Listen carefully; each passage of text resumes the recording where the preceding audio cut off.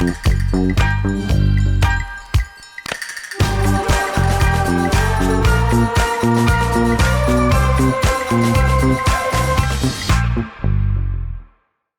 noite, meu nome é Cristiano.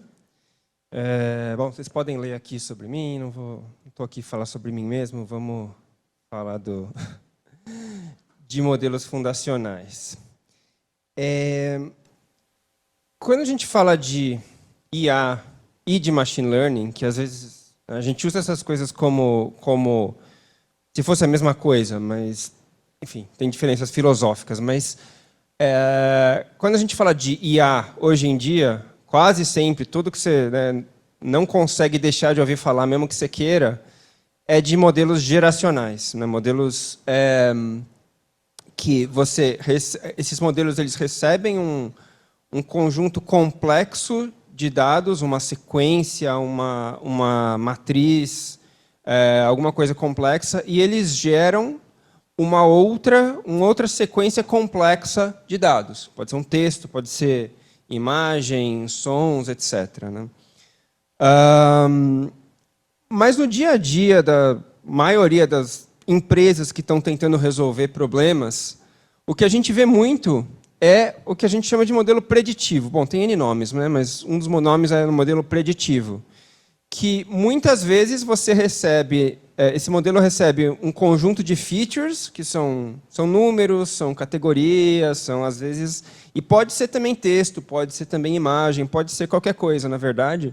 Mas no final ele vai te dar uma resposta, não sei por que isso era, para ser um checkbox, mas enfim. No final ele vai te dar uma resposta, geralmente, um booleano, muitas vezes, ou um conjunto de categorias, ou um número, etc. Os Foundation Models, no contexto que a gente está falando aqui, eles meio que juntam esses dois mundos. A forma como a gente está falando aqui, a gente vai, de certa forma, usar os conceitos, arquiteturas, tudo que a gente usa para modelos generativos, para IA generativa, para resolver problemas que são problemas preditivos. Esse conceito de modelos fundacionais, Foundation Models, esse termo foi definido num reporte de Stanford de 2021, e eles definem da seguinte forma, que é qualquer modelo que foi treinado num conjunto amplo de dados, e geralmente com autossupervisão, ou seja, você não tem labels, você não tem targets, né? Você pega os próprios dados e treina o modelo para prever coisas dentro desses próprios dados. E esses modelos podem ser adaptados, por exemplo, com fine-tuning, para um conjunto grande de tarefas, né? Tarefas downstream, que a gente chama. Então, qualquer tarefa que você pegue o Foundation Model e use para essa é uma tarefa downstream. E eles fizeram uma linha, meio que uma linha da evolução, que no começo o machine learning tradicional, a única coisa que você padroniza é o algoritmo. Então você tem lá o XGBoost, regressão linear, uma série de algoritmos, mas para cada problema você pega e aplica esse algoritmo num conjunto de dados específico, de uma forma específica. Com Deep Learning, você começa a padronizar as arquiteturas e as features começam a ser aprendidas. E o paradigma de Foundation Models, você começa a ver os modelos aprendendo, de certa forma, funcionalidades, padrões dos dados, e os próprios modelos são padronizados. Um modelo serve para vários objetivos. Isso, enfim, falando alto nível, mas vamos entrar mais em detalhe como isso funciona. O que faz com que os modelos fundacionais sejam possíveis? Por que isso surge agora? Vamos primeiro fazer um breve recap de redes neurais, porque modelos fundacionais são todos baseados em redes neurais. Existem N algoritmos de machine learning, mas os modelos fundacionais são todos redes neurais. As redes neurais vêm de uma inspiração, como o nome diz, nos neurônios, né? Alguns biólogos derivaram uma fórmula ultra simplificada de como os neurônios transmitem informação, e matemáticos, cientistas da computação, engenheiros, pegaram essa fórmula e transformaram numa abstração matemática, numa computação, que, na sua forma mais simples, é simplesmente uma regressão linear. Você pegar um neurônio com ativação linear, uma camada, isso você pode provar que é equivalente a uma regressão linear. Mas, se você usa uma ativação não linear e n camadas, aí você consegue criar funções muito mais complexas, arbitrariamente complexas, e é isso que gerou toda a explosão do Deep Learning que a gente está vivendo ainda, né? Então, só para relembrar, a gente, num modelo de Deep Learning, você tem n camadas de neurônios, e a forma como você aprende você multiplica as entradas por todos os pesos dessa rede, calcula o erro, volta faz o backpropagation, que você calcula a diferença entre o que você queria chegar e o que você chegou, e vai ajustando esses pesos aos poucos até que o modelo está treinado, significa que ele está o mais próximo possível de acertar a saída, né? Só uma quick recap aqui de redes neurais. Agora, por que o que faz os foundation models serem diferentes de qualquer modelo feito com rede neural? Porque rede neural existe há bastante tempo, já é usado para N problemas, né? O que são os modelos fundacionais, por que eles são possíveis? Uma das coisas é uma representação uniforme. Você pode pegar uma rede neural e, digamos que eu quero resolver um problema de fraude. Então, eu vou pegar features de quantas transações o cliente fez nos últimos 7 dias. Pega cada uma dessas features, cada uma dessas entra lá na arquitetura da rede e você treina. Só que isso significa que, para cada problema, você vai ter que treinar uma nova rede. Quando você tem arquiteturas, representações uniformes, você consegue resolver uma classe de problemas sem ter que mudar a arquitetura. Então, texto, claramente, é uma representação muito rica, que você consegue colocar muita coisa, imagens também, vídeos, etc., né? E, consequentemente, né, essa homogeneidade das features de entrada permite que você também padronize as arquiteturas. Então, uma arquitetura bem talvez a primeira que foi meio que padronizada foram as redes convolutivas, né, que são muito usadas para imagens. Elas se tornaram meio que dominantes em classificação de imagem. A arquitetura que hoje é praticamente universal, né, começou com texto, com linguagem natural, hoje se usa para imagens, para um monte de coisa, são os transformers, né? Então, essas arquiteturas, a gente tendo essas entradas que são mais homogêneas, a gente consegue ter arquiteturas homogêneas também que resolvem uma grande classe de problemas sem você ter que criar uma nova arquitetura para cada problema e otimizar tudo aquilo, a arquitetura, enfim, né? Como os transformers demonstram, né, que são os mais usados na maioria dos problemas hoje em dia. E esse conjunto de essas arquiteturas, a gente observa empiricamente que eles têm o que a gente chama de leis de escala, scaling laws. O que significa isso? Você coloca mais parâmetros na rede, aumenta o tamanho das camadas, aumenta o número de camadas, e aí você coloca mais dados e você treina por mais tempo, e você observa que só com esse approach de força bruta, digamos, o modelo vai melhorando com o tempo. Então, se você olhar a série GPT, por exemplo, essa escala é logarítmica, ele foi aumentando em ordens de magnitude ao longo do tempo o tamanho do modelo e, proporcionalmente, o tempo de computação e a quantidade de dados que eles usavam para treinar esses modelos, né?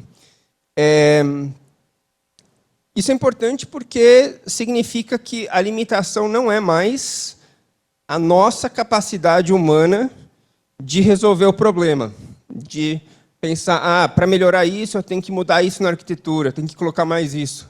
Não, eu só aumento, coloco mais dados e vou resolvendo mais problemas.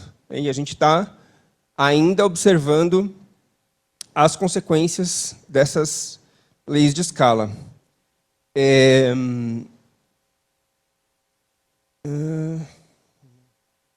Aqui.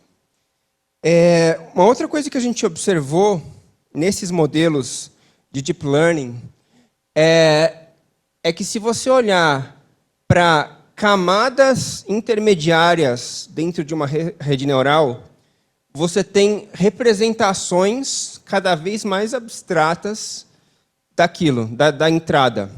Então, na primeira camada, você está olhando, assim, a rede aprende sozinha, não tem uma, né, você não diz o que cada camada vai fazer, mas observando, você percebe, por exemplo, a primeira camada está olhando no nível dos pixels, a segunda está olhando para bordas, para lugares em que há uma transição, né, de áreas, por exemplo.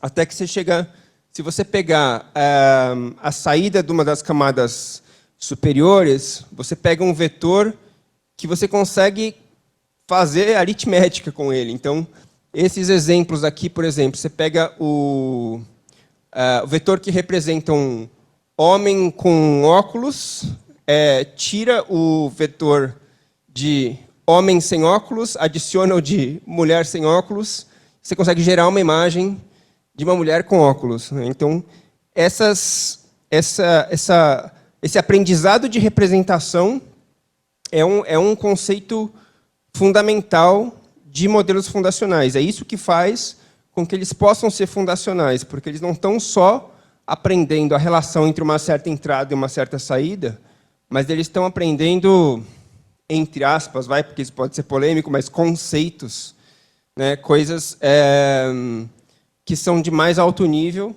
do que a entrada que você tem lá, os pixels, os tokens de texto, etc. Esses vetores, que eu dei o exemplo ali com imagens, são o que a gente chama de embeddings. O embedding é como se você pegasse alguma entrada para o modelo e mapeasse essa entrada em um espaço. Esse espaço está aqui em 2 dimensões, porque é o que a gente consegue representar numa tela de 2 dimensões, mas normalmente ele vai ter centenas ou milhares de dimensões. E o que é importante nessa representação é que ele faz com que entidades que são similares estejam próximas nesse espaço e entidades que são diferentes estão mais distantes. Isso significa que você pode pegar um modelo muito mais simples, uma regressão linear, e diferenciar entre classes dentro desse espaço, porque o espaço em si já foi separado de uma forma que te permite fazer isso. Esse conceito de embeddings a gente vai ser importante depois, falando de como a gente usa na prática os modelos fundacionais. Falando um pouco de mecanismos específicos, né, um pouco mais a fundo na técnica, de como esses modelos aprendem e como a gente usa esses modelos para fazer os modelos downstream.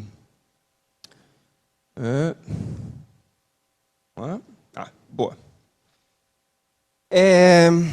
A arquitetura Transformer, que é a arquitetura que basicamente dominou todo o campo de IA hoje em dia, o que torna ela tão poderosa? Você coloca na entrada de um transformer um vetor de features. E esse vetor pode ser palavras, pode ser pedaços de uma imagem, pode ser como a gente vai ver outras coisas, a gente vai mostrar como a gente usa isso, né, em relação aos clientes. E o que o Transformer faz é que ele consegue aprender relações entre quaisquer desses elementos da entrada. Então, aqui tem um exemplo bem básico, que você tem a palavra it, né? E o modelo consegue aprender que esse it específico se refere não sei, nesse caso aqui, a rua, né? Não é a rua. Enfim, o it pode se referir a várias coisas nessa frase. Pode ser o animal, a rua, e o modelo consegue aprender qual delas que ele se refere.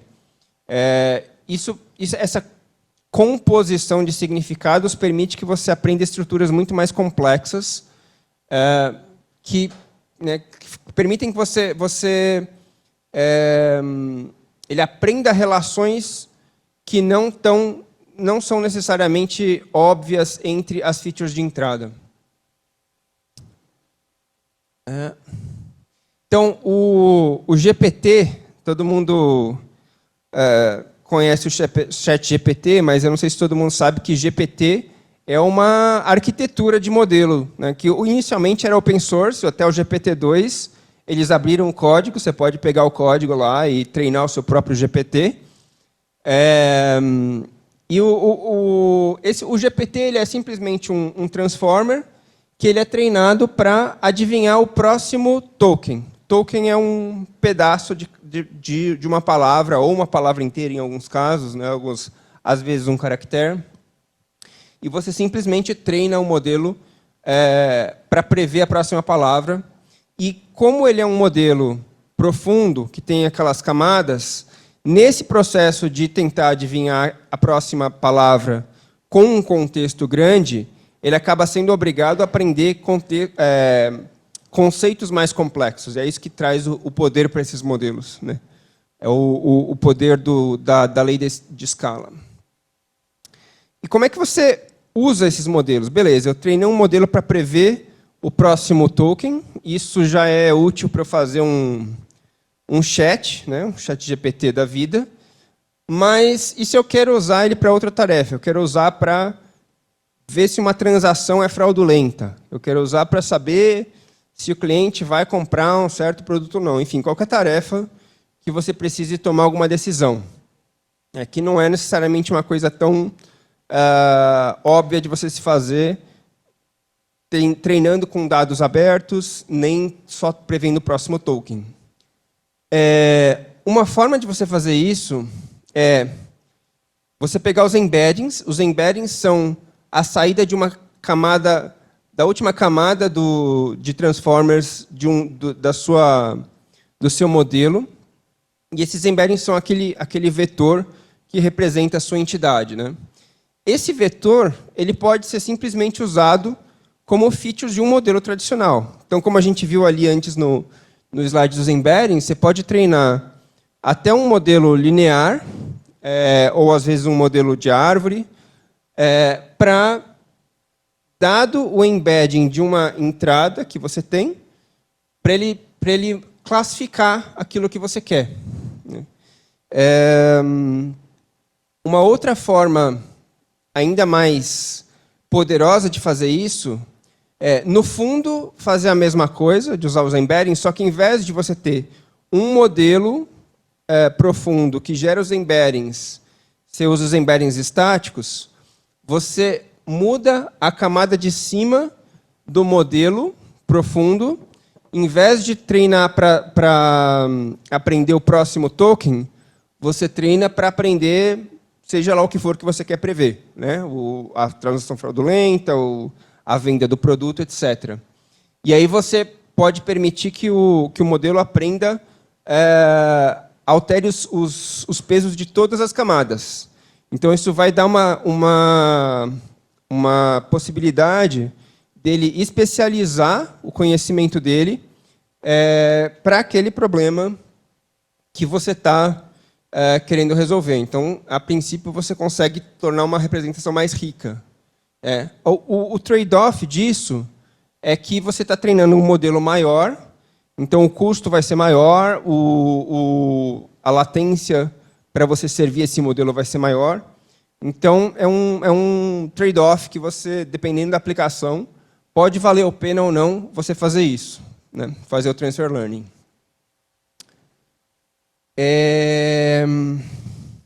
Bom, essa é a teoria, né, dos modelos fundacionais. Eu falei um monte de coisa meio teórica.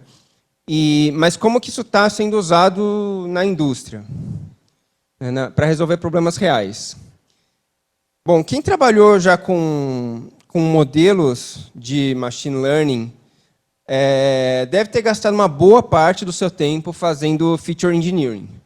Para quem não trabalhou, o que é feature engineering? Você tem um conjunto de dados e o seu modelo ele não consegue simplesmente pegar um monte de tabelas e ler tudo aquilo. Você precisa escolher quais os dados que você vai usar para resolver aquele problema, né? Se você está usando, por exemplo, um modelo linear, o feature engineering é praticamente o problema todo, né? Você, tendo as features, treinar um modelo linear é trivial. Mas, mesmo modelos como o XGBoost, o feature engineering continua sendo super importante e é onde muitas pessoas gastam a maior parte do tempo, né? Então, você tem que encontrar as fontes de dados corretas. Você tem que selecionar, entender os significados de cada coluna, selecionar as colunas, saber quais agregações que fazem sentido. Em alguns casos, você pode, né, pegar filtros diferentes. Você pode fazer cross entre features. Enfim, é um trabalho praticamente infinito, feature engineering. Então, a ideia de usar Foundation Models é que, por eles terem essa representação uniforme, e você poder escalar eles automaticamente, você consegue pegar dados muito mais crus, muito mais do jeito que eles são gerados, e jogar para o modelo e deixar ele se virar para fazer o feature engineering. Então, a gente viu naquele slide do repórter de Stanford, uma das coisas que acontece com modelos de redes neurais profundas é que ela aprende as próprias features. Então, a ideia é essa, o trabalho todo de feature engineering, o próprio modelo vai fazer, e isso não só reduz o trabalho do cientista de dados, mas você pode encontrar features ali que uma pessoa não teria intuição de colocar, né? Porque você, digamos que você quer pegar as transações do cliente. Você vai colocar algumas coisas, vamos pegar a soma das transações do cliente na última semana. E também vamos pegar a soma no último mês, porque pode ser um padrão diferente. Vamos pegar a média. Você pode pensar num conjunto de coisas, mas você nunca vai conseguir pensar em todas as combinações possíveis, né? Mas se você consegue jogar os dados mais crus para a rede, ela vai conseguir aprender o que é mais relevante daquilo, né? De uma forma mais automatizada. E na indústria existem modelos fundacionais para várias, que a gente chama de modalidades, né? Para vários tipos de dados. Para texto, são os mais famosos, né? Então, a série GPT, Llama, etc., são modelos fundacionais de texto, que você pode usar eles né, como eles são, ou você pode fazer fine-tuning também.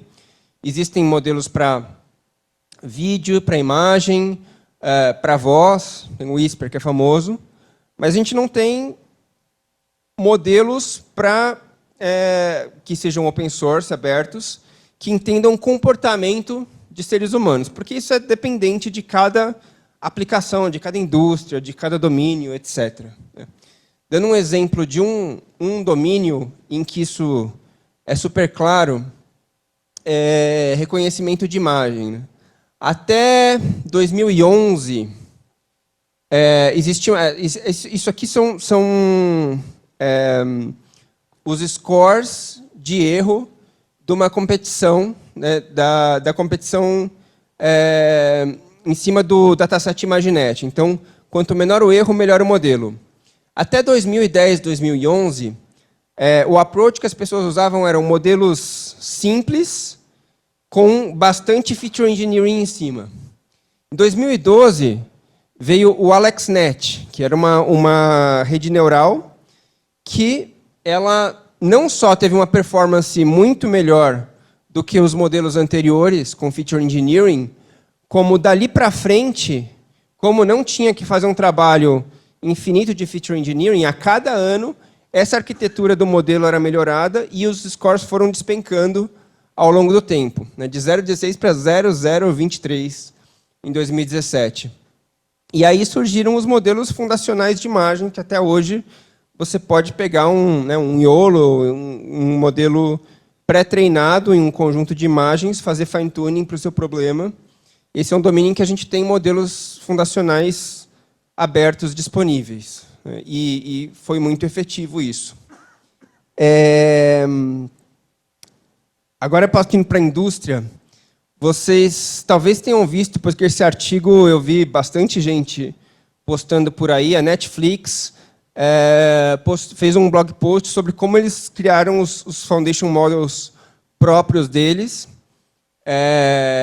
O artigo não é super detalhado, mas, basicamente, eles pegam o seu conjunto de interações na Netflix, eles dão uma certa comprimida. Então, se você teve várias interações com Stranger Things, ali, por exemplo, viram um token só.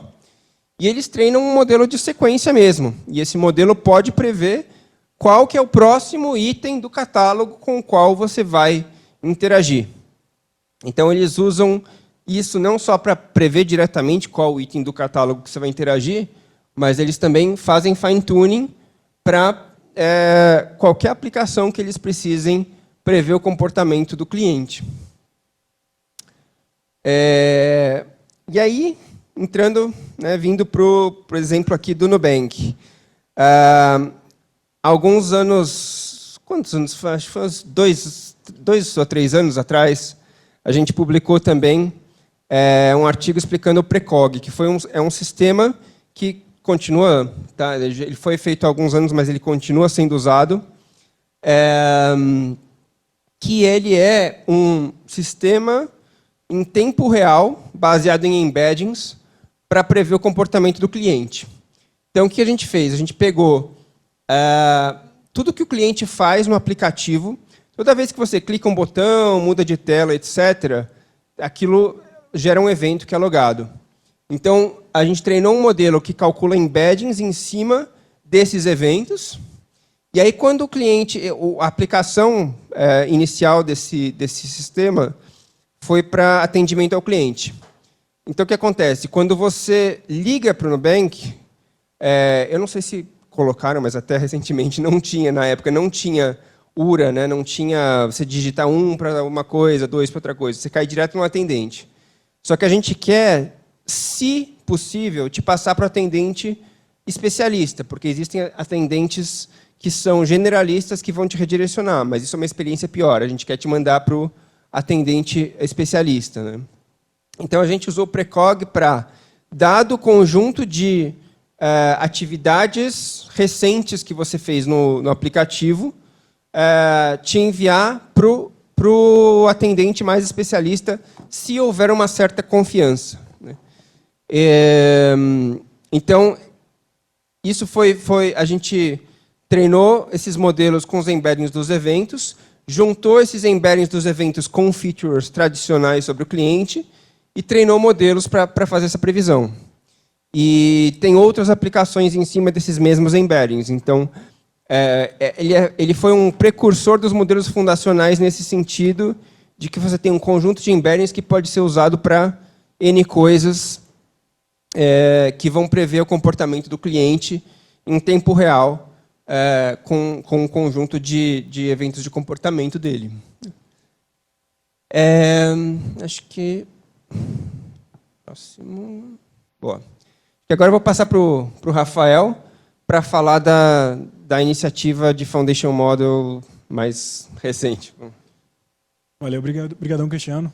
Muito legal a apresentação de dar esse contexto histórico e contexto teórico, né, sobre Foundation Models e sobre NNs em geral, né? Então, eu vou falar um pouco sobre a nossa aplicação aqui de Foundation Models dentro do Nubank. Mas primeiro, antes de falar de todo esse contexto geral, a gente tem que se perguntar por que a gente precisa de Foundation Models dentro do Nubank.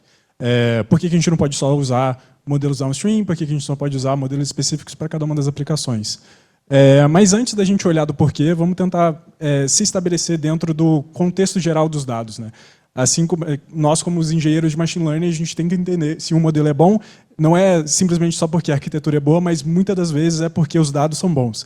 E o inverso vale também. Se o modelo é muito ruim, provavelmente é porque os dados são muito ruins. E dentro da Nubank, nós temos um contexto de milhares de datasets, com milhões de colunas, com bilhões ou talvez trilhões de rows. E mesmo assim, dentro deles, eles normalmente são dados que têm labels esparsos, né? Então você não tem algo dizendo de fato que aquele dado compõe uma fraude, ou aquele dado compõe, quer dizer um tipo de income, um tipo de renda do cliente, por exemplo. E mesmo com dados com labels esparsos, você também tem uma quantidade de dados enorme que é extremamente interconectada e densa. O que isso quer dizer? Quer dizer que dados de verticais diferentes podem estar correlacionados de alguma forma. Então, muitas vezes, dados transacionais também estão correlacionados com dados de comportamento do cliente, estão relacionados com dados históricos do cliente. Então, muitos desses dados, muitas vezes, eles são, além de ser sequenciais, eles também estão correlacionados entre si. E aí, fugindo um pouco dos dados em si, vamos tentar olhar para o lado de business, né?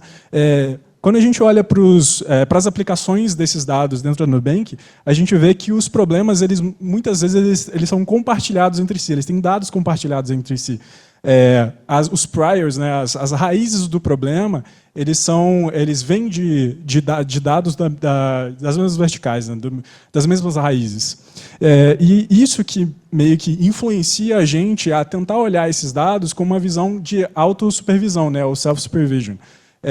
E eu tento motivar isso meio que roubando aqui uma das apresentações do Yann LeCun, que é um dos padrinhos do Deep Learning, né? Muitos já devem conhecer, trabalha na Meta, é o diretor-geral de AI na Meta. E ele fez essa apresentação alguns anos atrás falando sobre a motivação de você usar a autossupervisão para poder treinar esses modelos. E ele faz essa comparação com um bolo, né? Que, por exemplo, o reinforcement learning, que é você aprender através da experiência, através de tentar e errar, ele é a cereja do bolo. Enquanto que o supervised learning, que é essa ideia de você treinar dados com labels, dizer que sim ou não, ou dar uma label específica, ele é como se fosse o interior do bolo, né? O icing do bolo, ali, a parte molhada do bolo. Enquanto que o self-supervised learning, ele é como se fosse realmente a massa do bolo. 90% do bolo é o self-supervised, porque com o self-supervised você consegue aprender os dados com os próprios dados. O próprio input é a label dele mesmo. Então, com isso, a gente consegue utilizar esses trilhões de dados que a gente tem para poder treinar modelos que aprendem não só a dizer uma label específica, mas aprendem representações profundas sobre os nossos próprios dados. E aí, só falar Foundation Models, ele tem um teor assim, meio que abstrato, porque a gente pode falar de Foundation Models de diferentes formas possíveis. A gente pode construir modelos, por exemplo, tabulares, modelos em grafos, modelos em sequências, não importa. Uma das formas que a gente pode construir é modelos tabulares, que existe muita aplicação hoje em dia na indústria. A grande parte dos modelos hoje em dia em produção são modelos tabulares, mas para poder construir especificamente modelos fundamentais, eles não servem muito bem porque eles não são uniformes, eles têm uma performance normalmente inferior a modelos de redes neurais. Modelos de redes neurais para dados tabulares, normalmente eles têm uma performance inferior e eles também têm problemas de escala. O que a gente quer ver quando a gente escala com a quantidade de dados que a gente tem ou com a quantidade que uma empresa tem, é que quanto mais dados você coloca, melhor o modelo fica. Ou quanto mais parâmetros você coloca dentro do seu modelo, melhor o modelo fica. Isso não é verdade em modelos tabulares. A gente também pode tentar modelar com grafos, já que eu já falei que os nossos dados eles são extremamente interconectados e que eles têm várias correlação, faz completo sentido a gente tentar modelar os nossos dados com grafos. Só que o problema é que, hoje em dia, ele é extremamente acadêmico, GNNs, né, redes neurais em grafos, relativamente complexo, e também o tooling por trás, todas as arquiteturas por trás, para tentar fazer isso de uma forma mais producional, né, tentar colocar em produção, ainda é muito difícil e não muito maduro. E a última forma, que são modelar em sequências, hoje em dia é simples, é maduro, você tem uma arquitetura muito madura, que é a arquitetura de Transformers, como o Cristiano apresentou, e você tem um tooling muito robusto por trás. Você tem várias bibliotecas que conseguem fazer você... você consegue deployar, você consegue treinar esses modelos de uma forma muito prática. Então, utilizar sequências para poder modelar esses tipos de dados que a gente tem faz muito sentido. E é exatamente isso que a gente tenta visualizar. A gente tem essa visão dentro da AI Core, do time de AI Core na Nubank, né? Que é tentar fazer com que os dados que a gente tem se tornem um problema de predição de sequências. Então, a nossa ideia é, a gente tem uma história do cliente, e a partir desse histórico do cliente, será que a gente consegue prever o próximo evento ou a próxima transação dele? Então, o que a gente faz é, a gente tem um histórico do cliente, que normalmente são sequências de transações ou sequências de eventos. A gente passa isso por um transformer, e o output desse transformer é a próxima sequência. Então, eu imagino como se você estivesse fazendo transações até ontem, e o nosso objetivo é prever as suas transações de hoje. E, obviamente, esse tipo de modelagem ele é feito em linguagem natural hoje em dia. Então, como o Cristiano apresentou, você tem... se você quiser quiser treinar um modelo para poder falar, você vai treinar ele em todos os tokens anteriores e tentar prever o próximo. Mas como é que a gente faz isso para transações? Normalmente são dados tabulares, normalmente são dados que vêm de fontes diferentes. Então, como é que a gente traduz isso de uma forma de uma linguagem de transações? E aí que vem o Transaction Encoding, né? A gente encoda essa transação dentro de uma string que pode ser tokenizada de uma forma que a gente pode treinar isso da mesma forma que a gente treina modelos de linguagem. Então, a gente tem, por exemplo, tokens de amount, né, que vão significar ali se uma transação, por exemplo, foi paga ou foi recebida. Você tem a quantidade de quanto foi transacionado, você tem tokens de data, por exemplo. Você tem uma descrição, que nesse caso são tokens que normalmente são tokens de linguagem natural, então, por exemplo, ali netflix.com. E tudo isso é tokenizado de uma forma que ele possa ser treinado através de um transformer. E aí, o nosso objetivo de aprendizado ele é muito simples. A gente vai pegar todas as transações tokenizadas, a gente vai concatenar elas, então é como se a gente pegasse as suas transações de hoje, de ontem, meses, anos e tudo mais, e o nosso objetivo é, dado N transações, dado uma sequência de N transações, qual que é a transação N mais 1. E a nossa ideia é que, através desse treino, através de você treinar para que ele preveja a próxima transação, a gente construa esses embeddings, né, essa representação multidimensional de transações que ela pode ser usada para features downstream. Então, basicamente, esse é o nosso objetivo de treinamento. E essa é a visão da AI Core dentro da Nubank, que é basicamente concatenar todos esses tipos de dados que a gente tem, não só de transacionais, mas também de conta, mobile, app, eventos, Open Finance e tudo mais, concatenar todos esses tipos de dados e deixar com que o modelo crie essas representações, aprenda essas representações, essas correlações de cada um dos dados, para que ele crie representações profundas ele mesmo, e depois ele possa ser fine-tunado downstream para processos de previsão específicos, tipo recomendação de produtos, previsão de renda, detecção de fraude e várias outras aplicações que utilizam a mesma raiz de dados. E é basicamente essa a nossa visão dentro da AI Core. Muito obrigado e valeu!